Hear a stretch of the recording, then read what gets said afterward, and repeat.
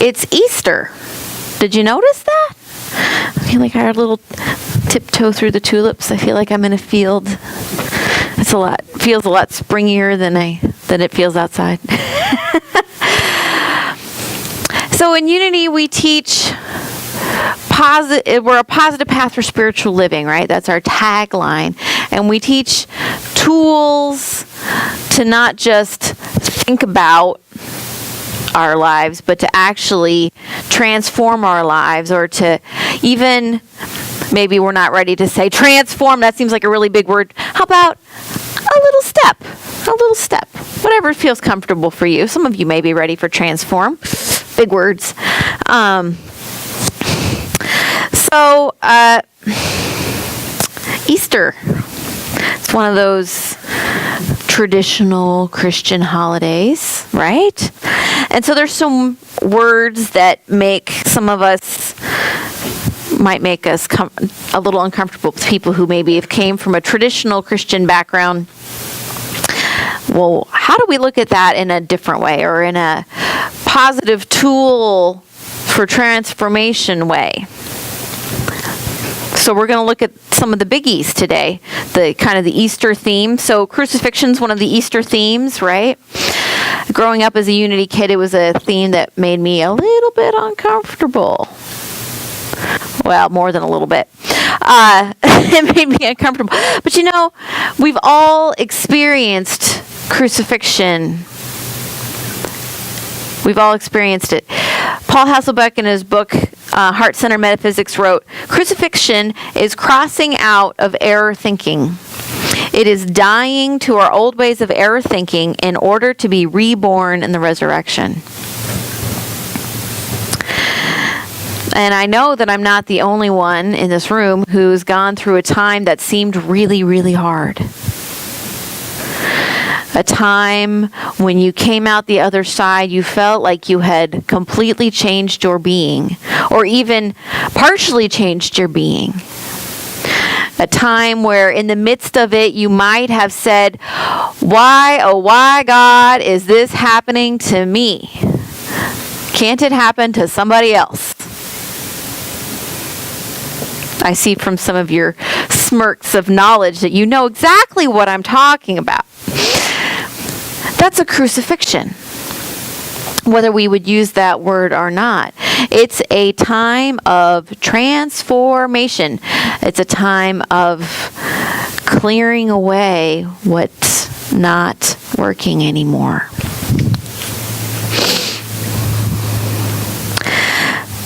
So we go through hard times. The great thing about going through hard times is we release the things we don't need anymore.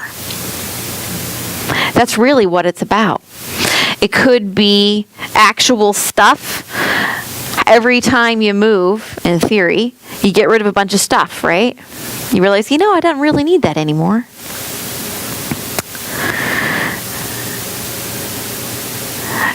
Every time you read a story of someone who's out doing some, wilderness exploration or whatever, the more rookie they are, the more likely they are that at some point along the way in the story, they're going to get rid of a whole bunch of stuff they realize they didn't need.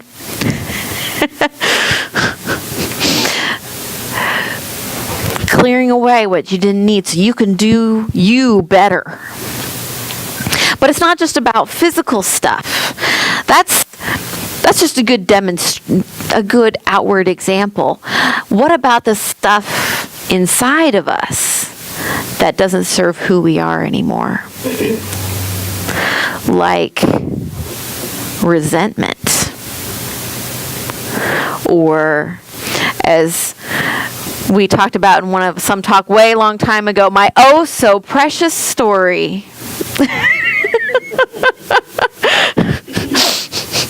Remember that one, Sue? Oh. The oh so precious story. Yeah.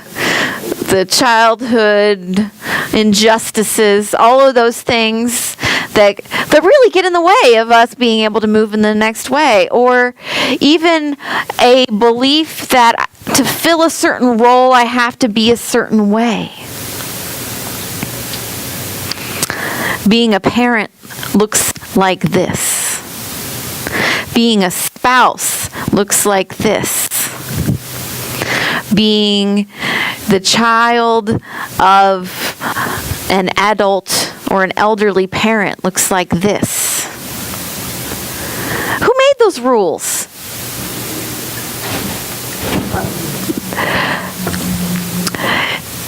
We can let go of all of that, right? So when we go through these hard times, we let go, we have the opportunity. We don't have to. We have the opportunity to let go of the physical things that we don't need and the emotional, spiritual things that we don't need. So when we come back out the other side, we are reborn. And that's what the resurrection is about. In Atom Smashing Power of the Mind, Charles Fillmore said, resurrection is a rising into new vigor, new prosperity, a restoration of some higher state. I'm going to say that again. That was good. Resurrection is a rising into new vigor, new prosperity, a restoration to some higher state. It is absurd to suppose that it applies only to the resurrection of a dead body.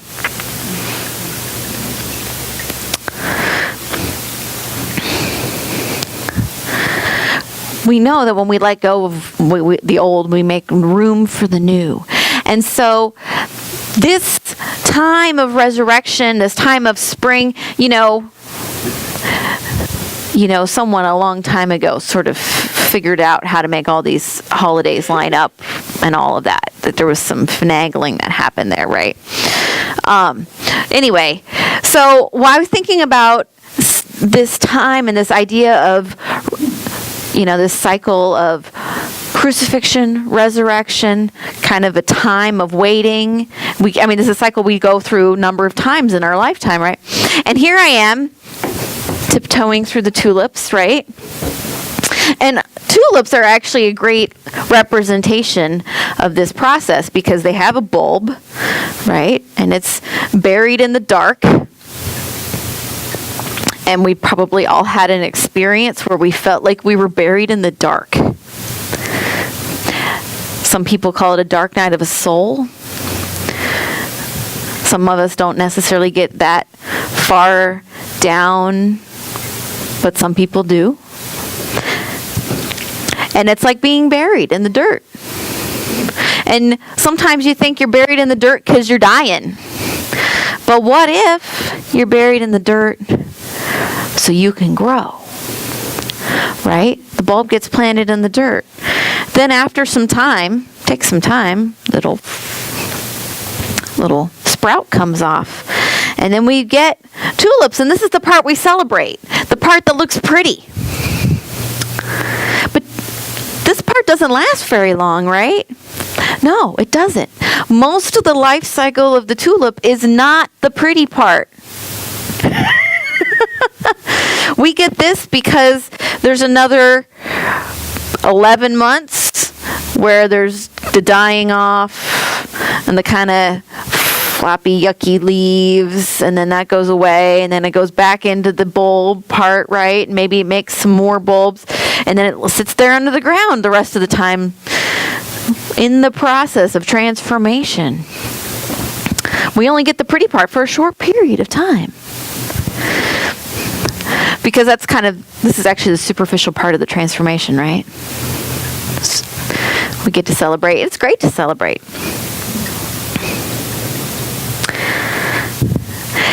And the other thing I was thinking about when it comes to resurrection, this process of crucifixion and resurrection, is superheroes. Like superhero movies become a big thing, but we know the general story of most superheroes. There's some sort of inciting incident, right?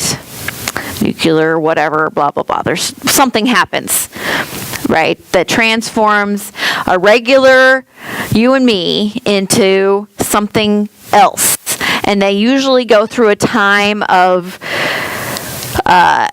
angst and trying to figure out what I am and what's going on and this whole drama around that. That would be the crucifixion section, right? You with me, right? That's the part where they're like, I don't know who I am. I have to let go of this old way and all this stuff. And then they come into their power. they realize, oh, I can use this thing for good, and figure out, they kind of like put it on, and they really realize, I can step up and do this.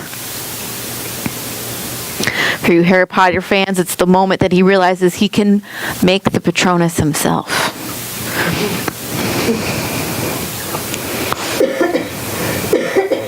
If you're not a Harry Potter fan, watch number 3.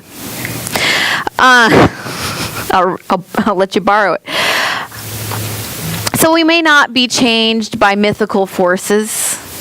We may not have a Patronus lying within us ready to be shot out. But we do have the power of transformation in us. That's there all the time. But we have to be willing to die to the old. What are we willing to cross out? That's really or that's one way we can interpret the symbol of the cross, as a crossing out of what no longer works, what no longer fits, what no longer fits. So I believe that this is what this Easter story is about, this continual cycle of clearing out and growing, clearing out and growing. It keeps happening, right? And that's why I titled today's talk, Spirit Calls. Because in us, we are being called. What is Spirit calling forth in you? The song says, Spirit calls, come up higher. Come up higher. Come up higher. Come up higher.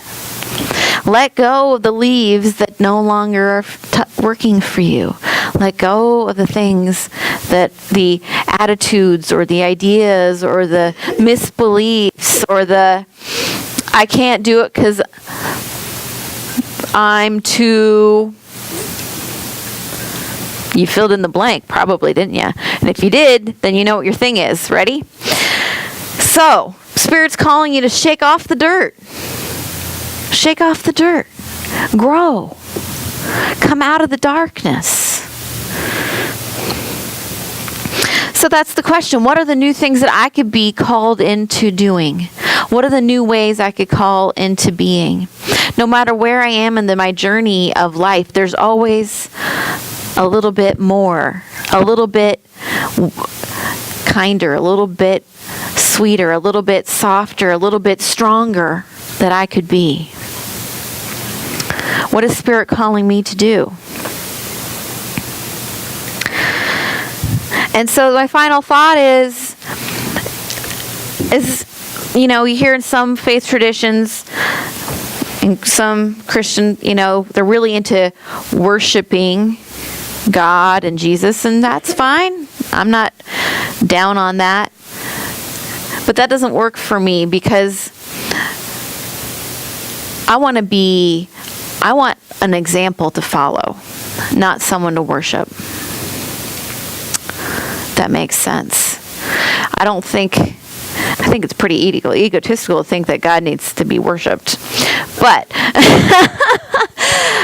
what if the best thing that we can do to learn from Jesus' story is to follow his example of life, to follow his example of kindness, of standing up for those who need to be stood up for, of looking for balance, of caring for the oppressed. That's the Jesus I know, and that's what I'm more interested in doing, is following in those footsteps, because he was an example of how to do it really, really well. Just like other faith traditions have examples of how to do it really, really well.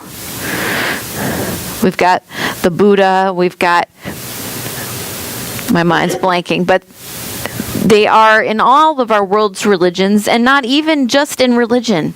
There are people who are our examples to be followed. I'm perfectly happy to say I want to follow them in their example, because that's a pretty darn high standard.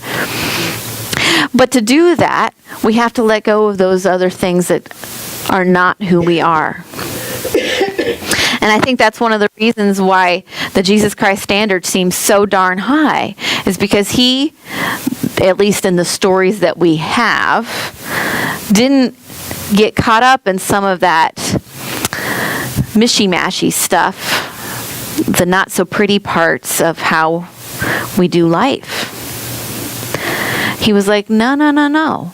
We're going to stay focused on taking care of and being the kingdom of God now.